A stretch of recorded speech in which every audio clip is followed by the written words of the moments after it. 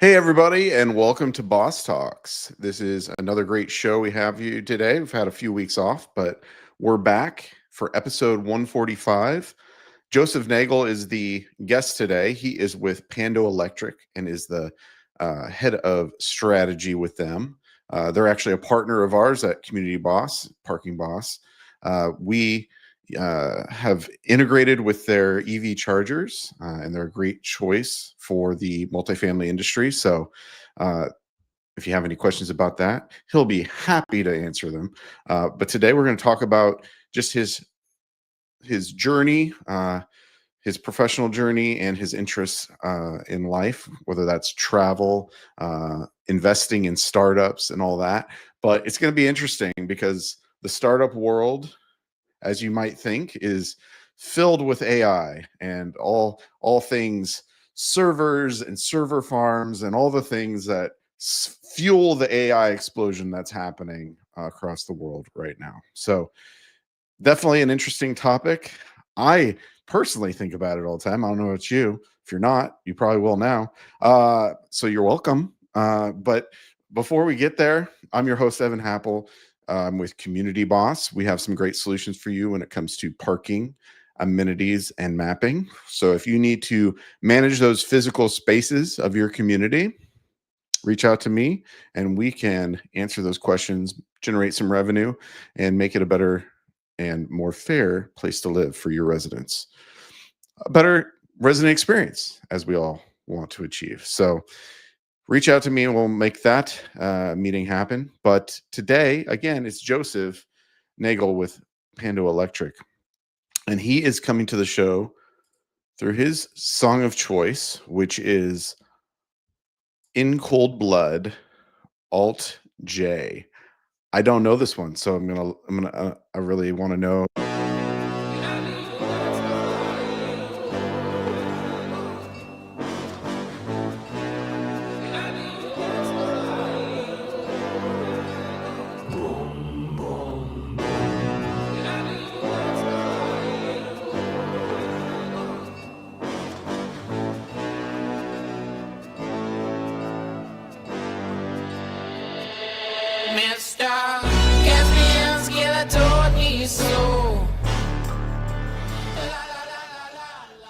All right. Welcome to the show, Joseph. Great to be here. Thanks for having me. Absolutely. So, first off, song of choice. I'm gonna admit, never heard of the song, the person, anything. So, who are they, and maybe how you came across that music and why you chose it?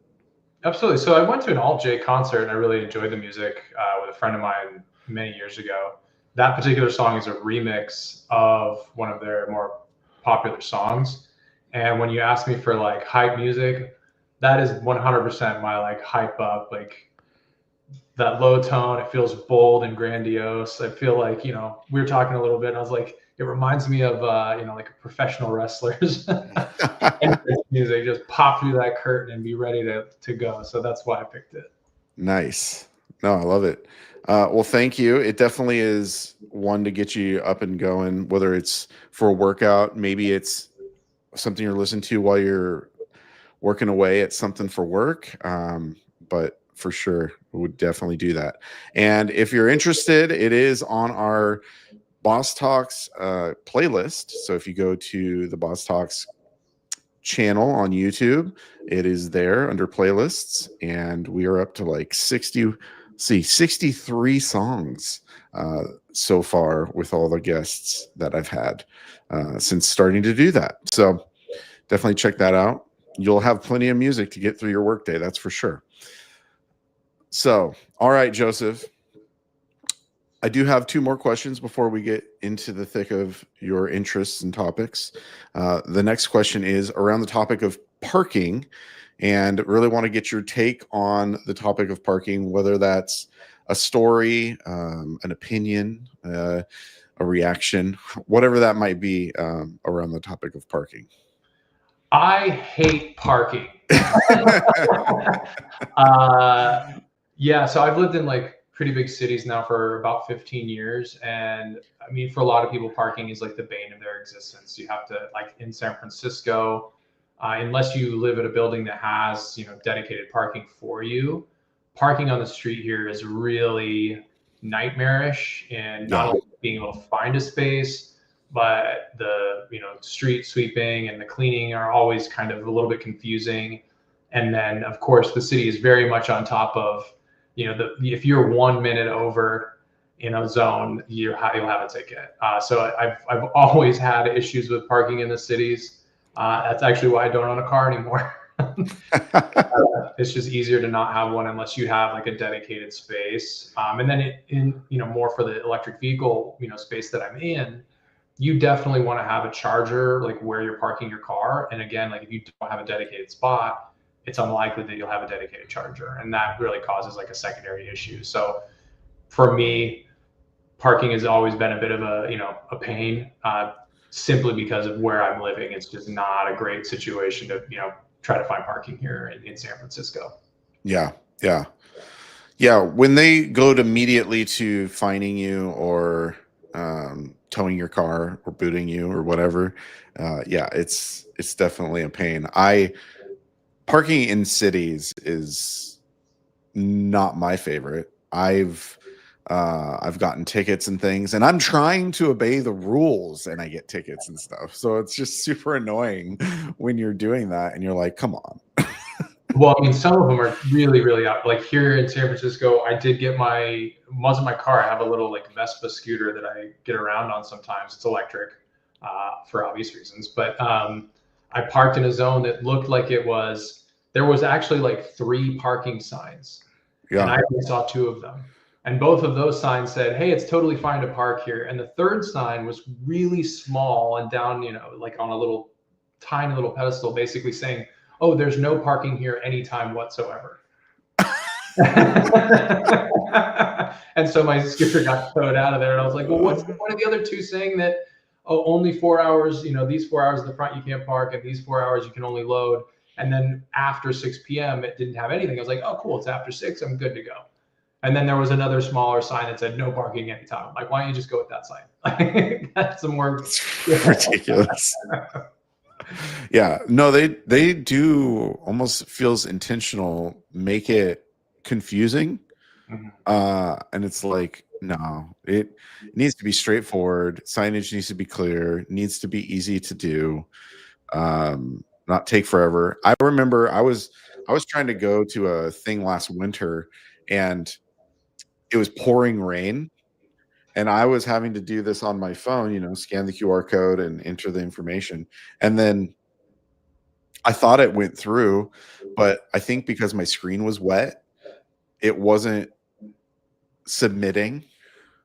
And so I just was like moving along because I'm like, I'm getting poured on. I'm just trying to go inside. So anyways, I did. And apparently I didn't successfully do the transaction.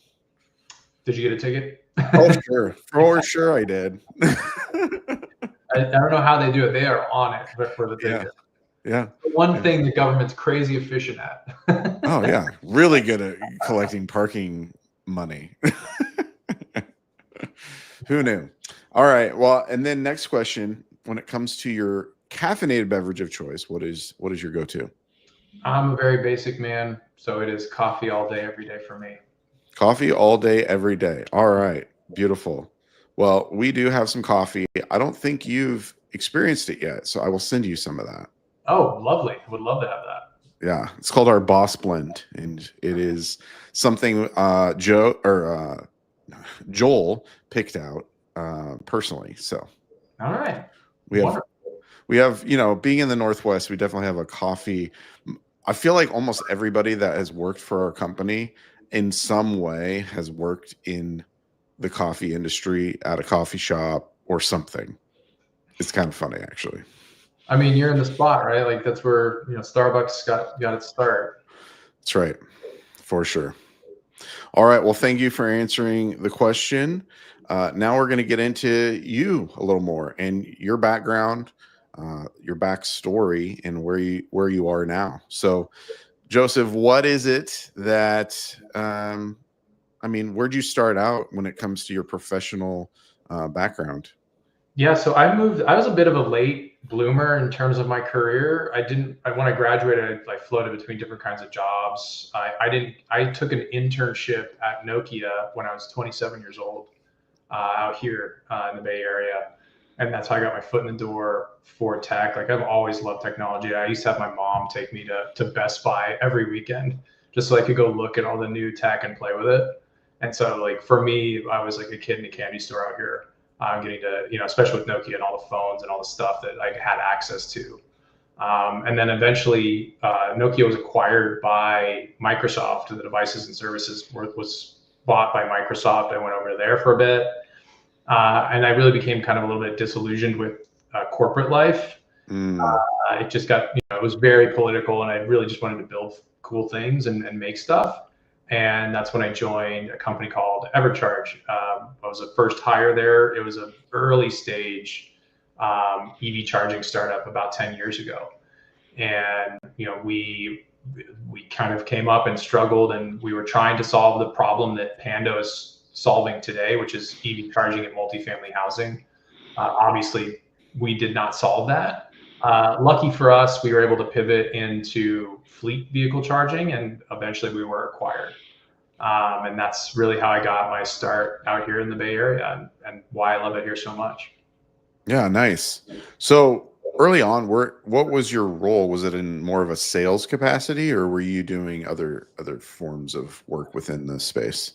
Yeah, so my first job was merchandising for the App Store, for the Windows Phone App Store. So what that meant was everything, if anybody out there ever actually owned a Windows Phone, everything you saw on the Windows Phone store, that was me like physically putting it there. Like we had a little, and I was like putting them in different little places. And the goal of all of that was to like monetize apps. So it was basically like, look at the spreadsheet, look what apps are like making a bunch of money, look what we are contractually obligated to actually put on the store. Surprise, surprise, like everything you see on the store, someone's actually paying for a lot of those placements, by the way. And then beyond that was like just trying to monetize those apps, like gain discoverability. I actually ended up being fairly good at that and got promoted to a developer program called Develop, which was super cool. It was an application development platform that taught new developers how to make Windows Phone apps through gamification. So you play like these little games and do these little challenges to learn how to build Windows Phone apps, and you get points, and you could exchange those points for stuff. Okay, interesting.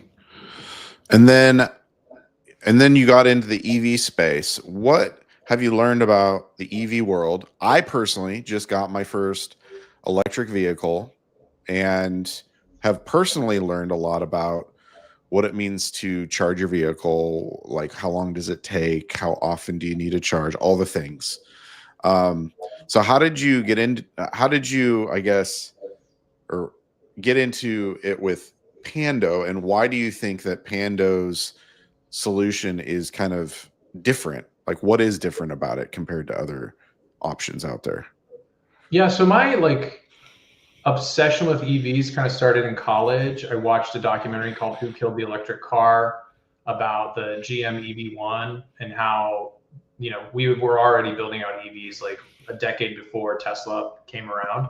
And people were really well liked. The documentary was a little bit frustrating that we kind of passed on that technology, and it didn't come out for many years later. With Pando, the thing that I really like think what it solves for is simplicity. So a lot of the EV charging stations that even I was putting in at EverCharge were very maintenance heavy, very complicated, complex systems that they break a lot, and you have to require constant upkeep and maintenance, and it's really not simplistic. It seems that way when you just look at them, but like a lot of the tech is behind those stations is actually quite complicated, and that means that fixing them is also quite expensive. And then it really was hitting property owners pretty heavily. They didn't want to put too many of these in because they weren't seeing any kind of return on their investment. They weren't at that time, especially 10 years ago, they weren't getting too many people like, hey, I need this, I need this. And now that equation has changed. I think they're getting a lot more people like yourself, who are buying EVs, and they want to charge at home. I think one of the things you kind of touched on, like a lot of EV drivers learn a lot about owning an EV. And I think one of the bigger ones is your EV is probably more closely related to your cell phone than it is to like a gas car in terms of like what it actually does. It's essentially just a battery with wheels. And when you start to think of it in that respect, it makes more sense to have charging at home. It's almost like if you had your cell phone, your iPhone, or your Android, but you could not charge it at home. Like you're just not allowed to for whatever reason. You immediately are like, I don't really love that. I would want to charge it up at night and not have to think about where I'm going to go charge the phone. Right. So that's what Pando's trying to solve for. So like people who live in apartments and condos can get dedicated EV charging for an affordable price that's maintenance free and doesn't break. So it's one of those things where you have to just make it really solid for everybody in that equation so that when EV drivers come to your property, they can plug in easily. They know they have access to it 24/7. And it just makes owning the EV that much better. Yeah. Well, and one of the biggest things, especially for shared living spaces, condos and multifamily, is that you're sharing power as well. So kind of explain, I guess, the dynamic of when it comes to charging, not everybody can just get full electricity all at once and get like a supercharge because the power grid can't handle it. Yeah, so I think that's one of the bigger misconceptions about energy in general is that, I mean, for most of us, it is a bit of a magical experience, right? You walk in, you push a button, and the lights come on. Yeah, it is magical. Unless you go to a different country. Right. Or like, I always use from like, if you get in a time machine and went back, 100 years, 150 years even, I mean, you're going to talk to people like that would literally blow their minds. It would like be shocked at what we can do just with the push of a button. And so because of that, a lot of people don't understand that buildings need to downscale power, because you're going to go from like very high power, high voltage, stations to, that's why we have substations to transformers to the building. Like it's stepping down the power each way to come into the building. And so only so much power gets into the building. And so for the situation you're talking about where like everybody wants to have full power all the time, the most, which I'm starting to call like the tool time problem, which is like, old home improvement show, Tim Allen would go on there and build these ridiculous machines that were like more power, more power. That's what's happening in the EV space. A lot of people are asking for more power, more power. That's not actually what's needed. What you need is something that is just there, available to every person. And when I talk about this, it's like there's a balancing act that has to go on in any multifamily property, because you have the property owner, the apartment community, and then your EV driver in general. And the EV driver just wants to have convenient access anytime they need to that station. The community wants to ensure that access is equal for everybody in the community. So everybody's able to use those charging stations whenever they want. So you have to put in enough for all the EV drivers so that there's a convenience factor.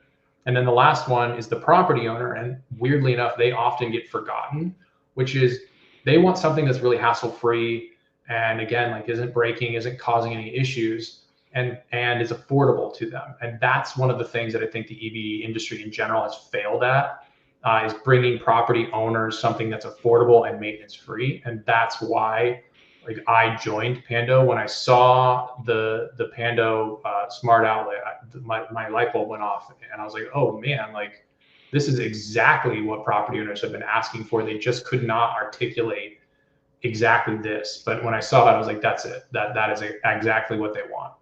Yeah. I will say the biggest challenge about all this, and even for me, like now that I own one and I'm like, all right, what does it mean to plug in? What does it mean to like, I don't think that anybody that doesn't personally own one and hasn't or hasn't like been around chargers even understand the differences.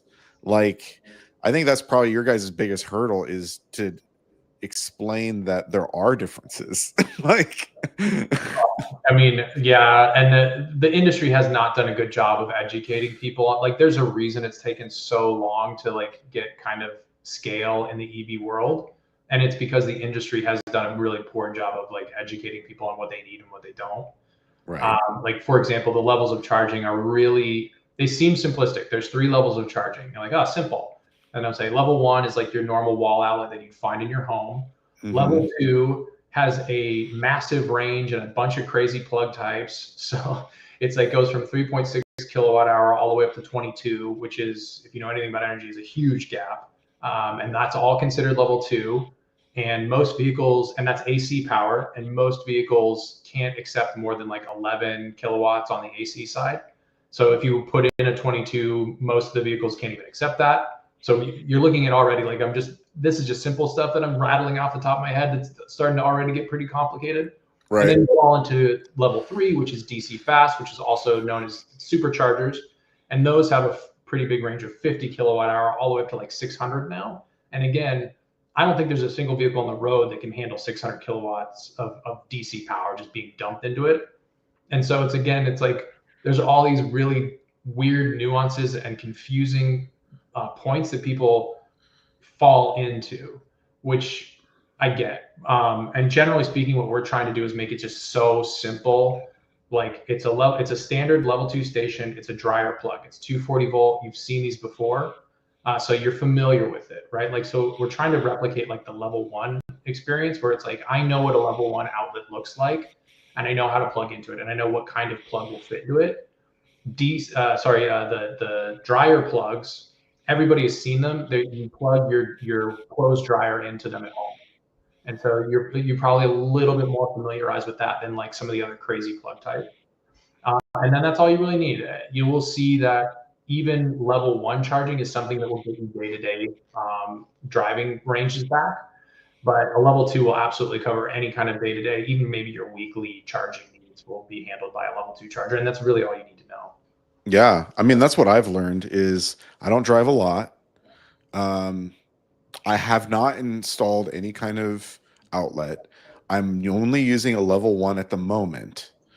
And because I don't drive a whole lot, I just plug my car in and leave it plugged in. Now, obviously, I'm not optimizing the cost of electricity because I know it's cheapest overnight, but I'm just leaving it in at a level 1 all day long while I'm home. And I'm like, all right. And then it might take 24 hours, but I'm still here. And it worked, right? Like in my use case, right? But not everybody's got that. They got to go to work, they got to, depending on how far they travel and all that. So I mean, you're probably more typical than you think, especially in terms of your driving range. Most Americans only go about 40 miles a day. Weirdly enough, the amount of energy that you would need to replace over an 8-hour period is about 35 miles on a level 1. So you're so close that it makes sense. And I think it goes back to that, like the cell phone kind of topic. Like your EV is more closely related to your cell phone in that if I were to give you an option how to start your day with your phone, like do you want to start your day with your phone at 50% or you just want to have it at 100% and not think about it? And it's the same thing with your car, right? You just plug it in and it's ready and you go as far as you need to go and come back and you plug it back in again. Like that's kind of the use case we see more and more people going after is just like, hey, I just have it plugged in. I'll keep it between 20 and 80% to keep the battery happy.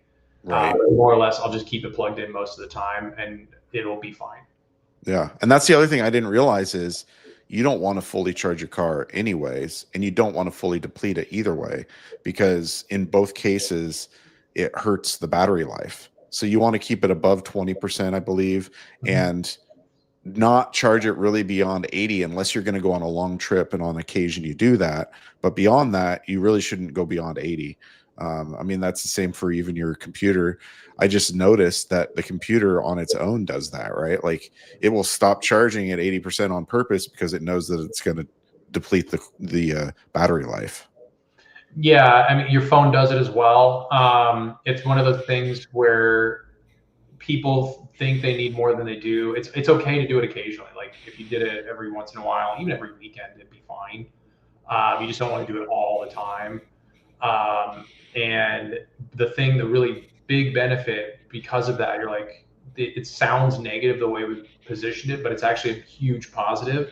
If you keep it between 20 and 80%, the battery just won't break down. Like it won't degrade, and it will stay. That car will be the same car that you 20 years from now, you'll basically have the same amount of range out of it.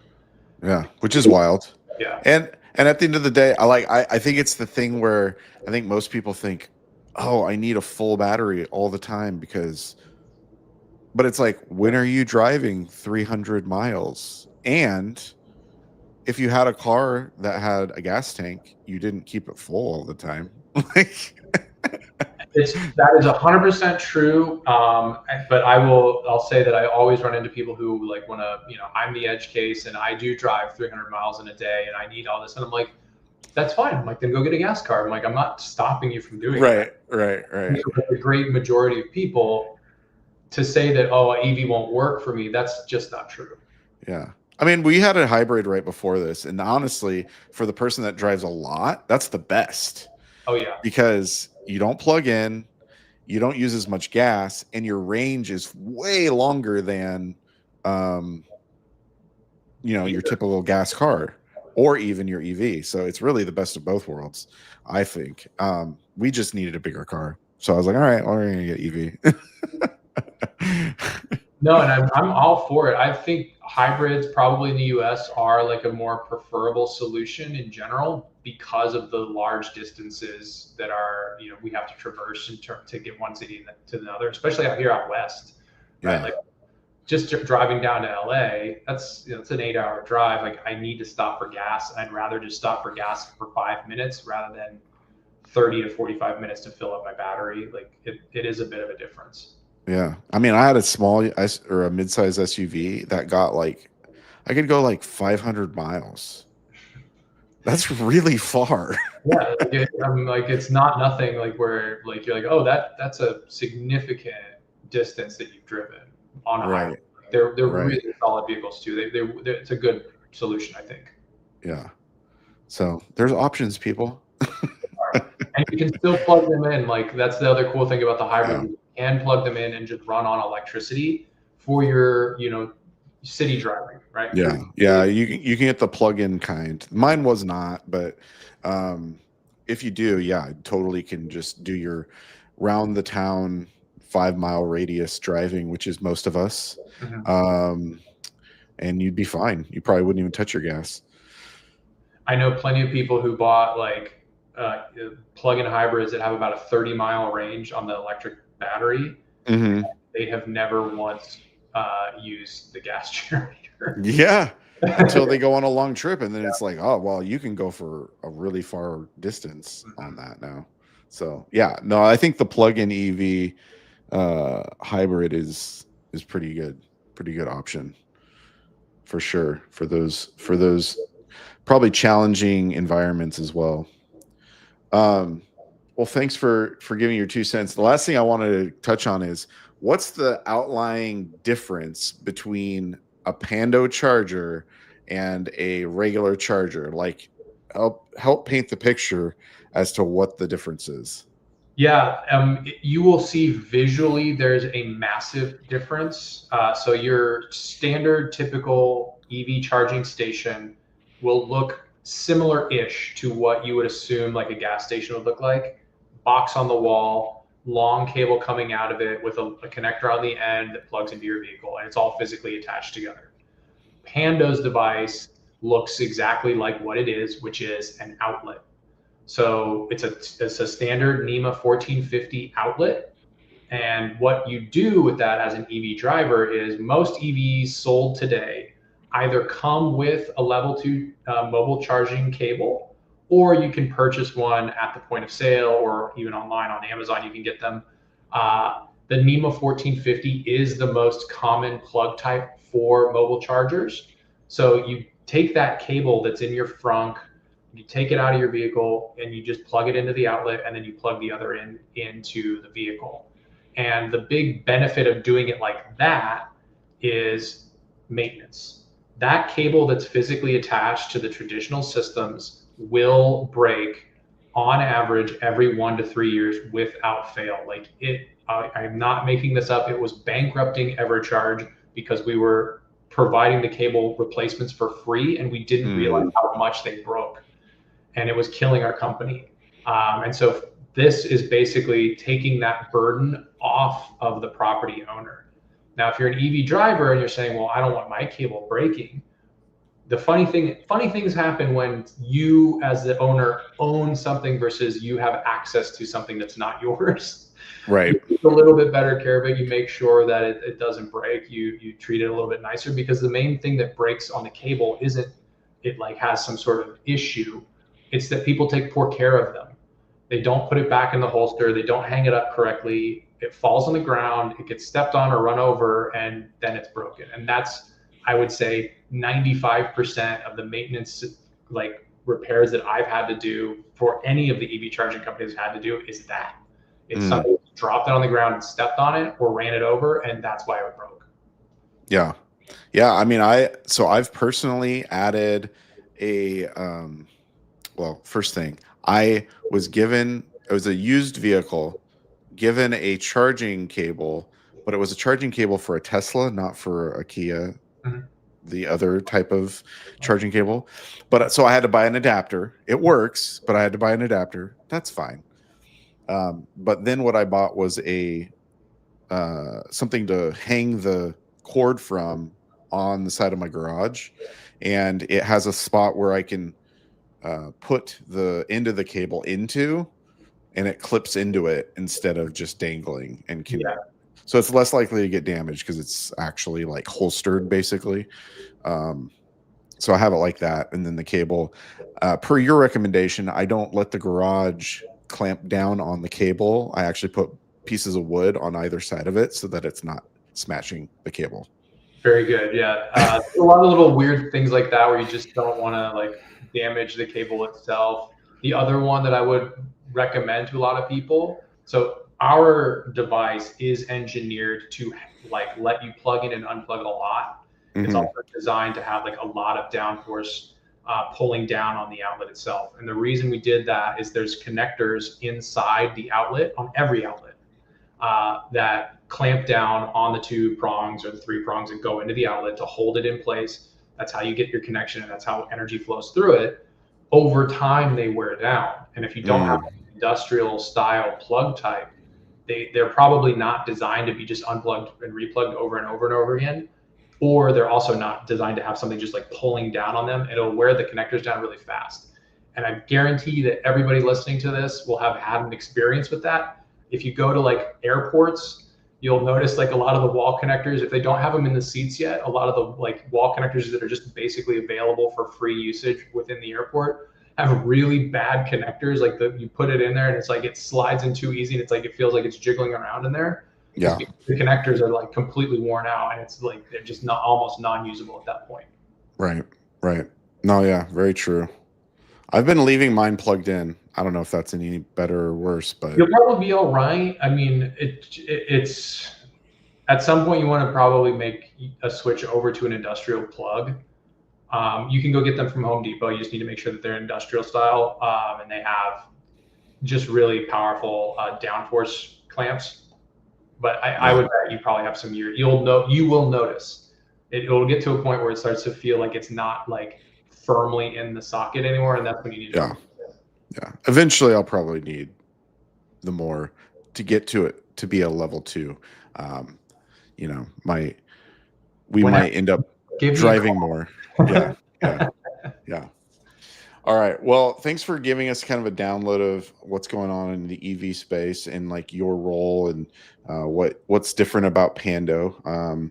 We have, as a company, in our Parking Boss solution, we actually are integrated with you guys, so makes it so that somebody can actually use one of our NFC enabled tags, or even, I believe with you guys, you have an app and a phone ability to just tap and start a charge. So tag or whatever, it's definitely an easy experience. And I think you even have it in the wallet for like yes, we do. Google and Apple. So That's correct. that's cool. Yeah, makes it easy. Just open it up and get going. Yeah, we wanted to make it as simple experience as possible, especially for the community boss and parking boss properties, so they don't have to operate multiple different systems and all sorts of other stuff. It's just the one key card that you use to get into everything will also now work for your charging station. Yeah, because parking and EV are one and the same. They definitely are, and hence why in San Francisco I don't have an EV, or I don't have an EV car because I can't charge it on the street. Yeah, that is a challenge for sure. Cool. Well, I want to make sure we get some time on some of your topics of passion, one of which is founder mentoring. And I guess, first of all, what do you mean by that? Have you ever personally been a founder? I don't know. Yeah, all those things. Yeah, I was a founder of my own thing a long, long time ago. It was called Travel Relapse. It was basically a platform to democratize travel, try to get, at that time, A, I was very young, and B, at that time, I read a CNN article that was saying that about 2/3 of Americans didn't have a passport or a valid passport. And I sort of did some napkin math in my head about like how many Americans actually travel outside of the country. And like when I mean travel, I mean like truly travel outside the country and experience another culture, not just like, hey, I went to Canada, or hey, I went to Mexico for at a all inclusive. And I was thinking, like, God, that's like a really small number of people, and I want to change that.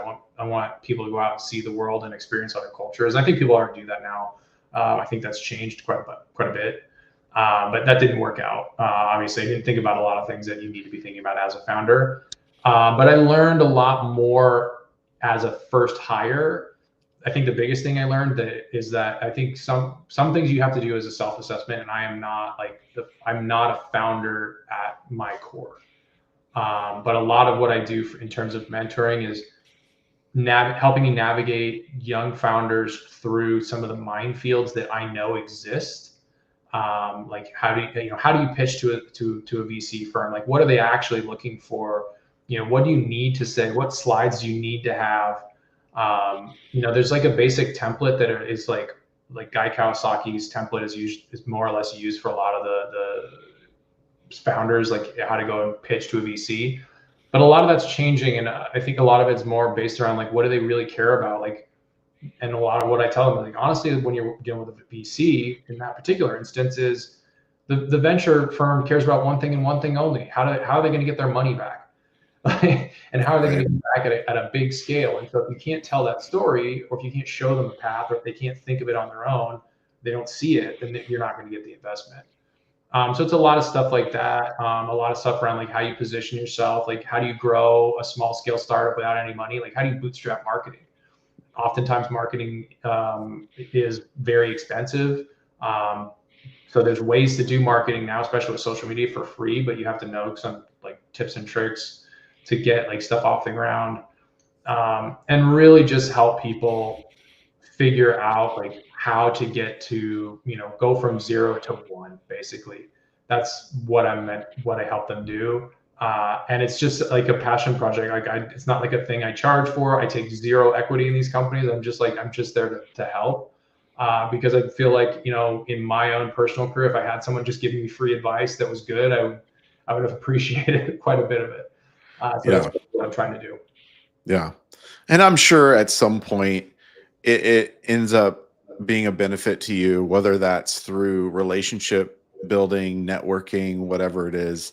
You might not get like money out of it per se, like immediately, but when you do things for people, they remember that, especially if it has a big impact on them, right? So I totally agree. And that's kind of why, I like doing it, because it does help people. I think it creates hopefully a sustaining pay it forward type attitude. Because that's the one thing I've told every founder that I've helped, because I've gotten offers for them, like, hey, you want, equity or this or that. And I'm like, what I want you to do is at some point in the future, this will happen to you, or you will be in a position to help somebody else. And all that I ask is that you do that. Like, that's what you should be doing. And that's how we can continue to progress, like, as a startup community. is just being very helpful to one another and not looking for anything in return. Yeah. That's great. Well, cool. I'm sure the people that you work with and provide those insights really do appreciate it. So I hope so. that's good. You're like, this is unsolicited advice, Yeah. but Basically, yeah, I'm like, hey, like I don't have a dog in this fight, but like here's what I would do. yeah, for sure. Yeah, I love giving that advice too. Just kidding. I'm going to tell you exactly what I feel. Yeah. Well, you touched on a little bit, but the aspect of travel and just the fact that you started a small company to kind of get that off the ground and get more people doing it. You yourself, you've said that you travel 2 to 3 times a year, which is a lot, and that's internationally. So that's pretty significant. What have you learned from that, and what is it that you love about of traveling and seeing other cultures? Yeah, I think the thing about traveling is when you start out and you're going to see another culture, you start out learning a lot about another culture. But what you end up with along the way is a lot better understanding of your own culture and of yourself. And I feel like for me, like travel has always been like a really good centering and anchor for me, like to, when things get crazy, if I can go travel a bit, it puts more perspective like into my world and like what's going on around me. I think especially in the startup world, you get very like tunnel vision on everything, and you need to take a step outside of it to kind of open up and see like there's a lot of other stuff going on in the world. Like I tell people this all the time. I tell founders this all the time. Most of them, it's true. Some of them, it's not. Most of them, it's true. Where it's, I mean, we're not saving the world. We're not saving lives. Like we're just building companies. It's not a big deal if things don't work out. Like it's, the world will keep spinning and things will keep moving forward. I think in general, that's why I really love travel. Is it is like a centering piece to show you like, look, like other things are happening. Life is happening around you. There's other things going on in the world that you may not be aware of. And then it does like help in terms of like startup investing and like and founder mentoring, and like I get to see like where other cultures are putting their money and their resources, and what's important to them is not important what's important to us. And so it does build like a more holistic view of like the world in general. And honestly, travel's super fun. I truly enjoy traveling in terms of like I will go somewhere for like a month or two and just stay in like one place and try to understand what it's like to actually live within a culture and not just like go into one city for a week and then bounce out into another city and another city. Like that really I think isn't my preferred form of traveling, but I know a lot of people love doing that too. Yeah. I think traveling, even in small stints, is good and important. It helps us even within the United States, because even in this vast landmass of the United States, there's so much that is different culturally, even though we're all U.S. citizens.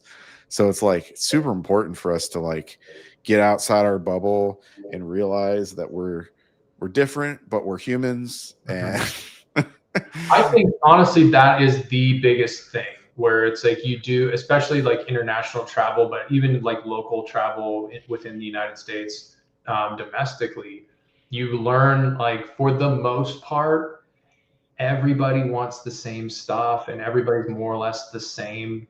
We want like a good future for our kids. We want a stable society to continue to live on. We want enough money to, not have to worry about paying bills. Like everywhere you go, it's always the same. yep, absolutely. Very true. So get out there, get out of your, even just within your state, travel somewhere, get out of your bubble. Talk I to live in another the biggest person. bubble of San Francisco. So if any San Franciscans are too much trapped in the city, get outside. There's a lot going on outside Yeah, there. remind yourself that there's different perspectives, and that's okay. Exactly. Different ways of living. Your way is not the only way. Totally. We have a problem with that as humans, I feel like. Um, well, thanks for sharing that. And then finally, you just got out of a meeting regarding kind of startups and the things that are going on when it comes to investing in them and what people are pitching and focusing on. First of all, how'd you get into startup investing? You have to have money for that. How do you get money to invest? You get a job. Yeah. So the first thing to get involved in startup investing is that you have to become something called an accredited investor, and this is all self-selection. So just the dirty little secret is you could lie. I don't recommend doing it. The reason it's in place is because startup investing is inherently super crazy risky. It is akin to about gambling on some level. Sure. But the way I got in was very simple. EverCharge exited, and I had a significant stake in that company. And so I became an accredited investor because I had enough investable assets to become an accredited investor, so that the risk for me, if say I put in 5, 10, 50K into a company, if I lose all of it, it's not detrimental to my long-term survivability and health, and I'll be fine. Basically, it'll suck no matter what, but it's not a big deal. The reason I got into it was mostly, honest to God, I just love learning more about technology. I mean, like I said, I used to go to Best Buy on the weekend just to learn about this stuff. So I love meeting with startups and learning about what they're doing, like where the world is going. And that's why I love living in San Francisco. We get a lot of like bleeding edge tech first. Great example would be AI was here a long time ago. Everybody's been using it here for quite a bit. And then, like driverless vehicles, right? We have autonomous taxis that have been driving around the city for the better part of 18 months. And so it's like, I know for a fact, like that's coming to every single city. And so it actually makes, when I say like investing is a little bit of a gamble, it does make seeing where the possible futures are a little bit more clear. So it is easier to invest, I guess, in a way. And then in general, like, just like gambling, the payoffs can be pretty massive. So yeah, a little you get out a lot. Yeah, for sure. Okay, so what is the state up of the startup world? You talked about AI. You and I talked a little bit before getting on today, and you just got out of meeting today. Yes. Where are we going? So it's very much everything right now is all AI. AI is like king out here. It's AI for just about everything. If you think we're in a bubble, you're probably right. But if you think that bubble isn't going to affect you in any way, you're probably wrong. I have seen and met with quite a few startups over not just this week, but the last few months that are showing me that a lot of jobs are going to be automated out of existence, or at least automated at a significant reduction. Meaning like salesman was one of the big ones that we chatted about. I met with a startup who is basically cloning salesmen. So they find your best employee at the company, they sit down with them, they record like all of their sales conversations, all of their sales methodologies, they feed in all the sales, but everything you would need to train a new salesman, plus all of the, the aspects of your best salesman. So they take their voice, their likeness, their speaking patterns, like all of that, and they make a digital clone. And if it sounds like science fiction, it definitely is until you see it, and then you're like, oh, like this is real. Clone, like they could clone me. You could see a video of me out in the world that there are not a lot of clues that it's not me. It looks like me, it sounds like me, it acts like me. And that I think is really, really scary. I think from an investment perspective, like that's why you're seeing so much money, because I'm like, oh yeah, like that would solve a lot of problems for like startups that I know. Like salesmen tend to be very expensive, especially in the Bay Area. They're quite expensive just for living cost of living. I typically have to pay like most salesmen between like 120 and 150,000 per year. That's a low level at a startup, right? This company is going to be able to do that for 30K a year. And now you're looking at, oh, well, I could probably just clone one of my best salesmen 5 times and hire 5 salesmen. And I think that's where you're going to end up. I don't know how fast that will come, but judging by how fast some of this other stuff is sort of just like come upon us, like I would say 12 to 18 months is a reasonable time frame to start seeing it deployed en masse, throughout, at least the Bay Area, and then it'll slowly start to trickle out into the rest of the world. And I think one of the things that we were talking about that is genuinely concerning isn't so much for people of like our age. I think we're about the same age. Both millennials. Like we'll probably be a little like edging out of the workforce on some level. It will. We have about 20 years left. We should be fine. I think what's more concerning is for Gen Z and then Gen Alpha. Like, what do they do? Like, where do they go, and what happens to like when even jobs that seem like super safe, like plumbers, electricians, welders, what happens when even those jobs start to get gobbled up? Like, what happens? And I have yet to hear from one person who's building all these things. What do we do with the people we replace? And that's a big problem. I will caveat that with saying I have always said to every startup founder I have ever met, problems are just opportunities. So there is an opportunity there. If you can figure out a way to do something, you'll find a bunch of people who need work. I don't know what you do, but if someone has a great idea, I think there's plenty of appetite for it, and we desperately need it. But it seems like more and more of my mind is like, yeah, maybe universal basic income is end up where we land, because I don't. Well, isn't that what is it? Sam at OpenAI. That's what he's proposing. He's not wrong. I think it is something that you would then have to, but make sure. And this is something that I think the United States has been very allergic to for a while, which is you're gonna have to tax the wealthy, and you're gonna have to tax the corporations, and right. you're gonna have to tax them pretty heavily. And right. I don't know if they want that or will allow that, because they have so far been very adamant that they don't want it. I mean, it literally means socialism. Mm-hmm. Yeah. Like that's the only end game of like way you get around this. If you don't have anybody having jobs, then you either have poor people everywhere and only anyways. It is scary. Like it is scary, and like it is it's an unknowable, I think, on some level. But I do feel like if we don't start talking about it, we need to start preparing, because I get the general sense that discourse for people who aren't like more deeply entrenched like I am is more like, it's nice, but it's still got its problems. That's true, but it will improve, and it will get better, and it will take your job on at some point.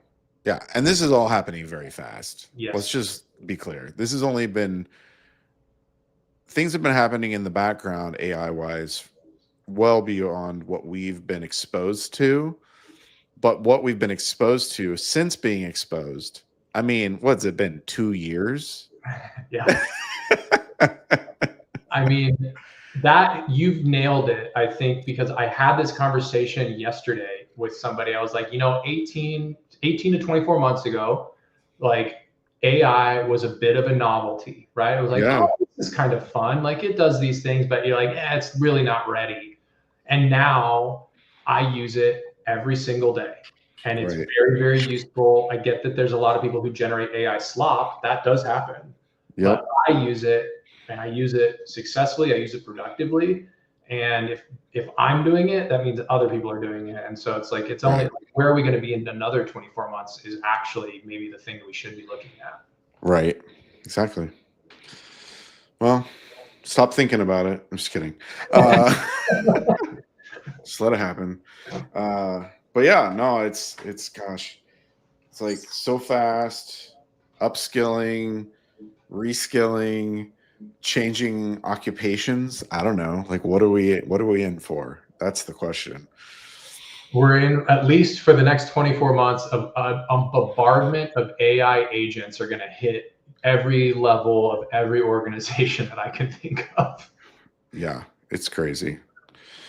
Well, for anybody that watches this in the future, If they watch it in 6 months, it's probably outdated. But this would be great. We can come back and watch this in 18 months and see how correct I actually was. that's true. And hopefully we're really wrong. We're so wrong. I don't know. I have investments in some of these companies. Hopefully I'm really right. Hopefully they're the good ones, though. Yeah. You know? People with moral compasses and.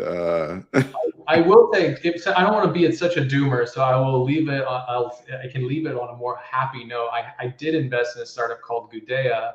And what they do, they start out doing social listening, like basically like understanding like brands, like what the online discourse is. They're actually starting to move more into like being able to identify very clearly like what is and is not AI and flagging it immediately. Which is, I'm like, oh, that's like super needed. Like, because of what I just said, like if there's a digital copy of me out there and this AI is able to say like, no, this is AI and tag it and flag it instantaneously, not, let weeks and weeks go by. Like, so there is some, there is a world in which AI is super beneficial and super helpful. It just, I hate to say, I don't want to go all the way full bore into it because I'm also like, I know where tech companies have historically taken us, and it's not usually the utopia they promise. Oh gosh, yeah. Yeah. We're still dealing with humans. Yeah. So and maybe here's a good one. Let's replace all these CEOs with AI, and then maybe our lives will get better. We'll just be ruled by the AI supercomputers. If they're programmed, if they do have super intelligence, they should recognize that we were their creators, and so maybe they'll see us as parents and they want to take care of us. Yeah, except for they're also getting a bunch of information about the bad things we do to each other. I mean, you found out some bad things about your parents at some point. You're just like, that's mom and dad. I love them to death. These humans are a pain in my butt. I'm gonna just do. These are the worst. They're inefficient. I mean, there's that possibility too. I was trying to leave people hopeful, Evan. Oh, okay. Well, don't watch any. What is it? The Black Mirror, Black Mirror, or anything like that. Don't watch that. Okay, people. Go watch what's a good The Expanse is really good. I like that. It's a little bit more hopeful. Okay. Go watch The Expanse, people. I guess I need to look into that. That's all right. On the air. Yeah. Well, I appreciate your candor and honesty because I mean life is happening and what's out there is out there, and we can either live with our heads in the sand or we can be aware of what's going on in the tech space. Knowledge is power. Yep. And you can do your best to learn faster than a computer. Who was the guy who did the steam engine? I love that story because everyone's like, well, yeah, he beat the steam engine. I'm like, yeah, the end of that story is he dropped dead.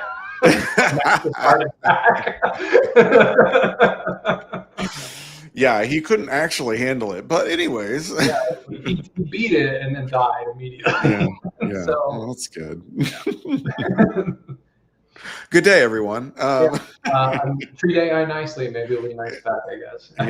Yeah. Always talk nice to your phone, right? Because it's just treat them like they're human, just in case.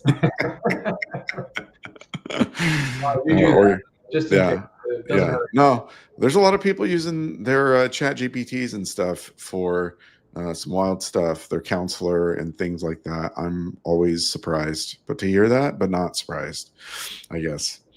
So I mean, I can see how it can be a good counselor. It is very positive.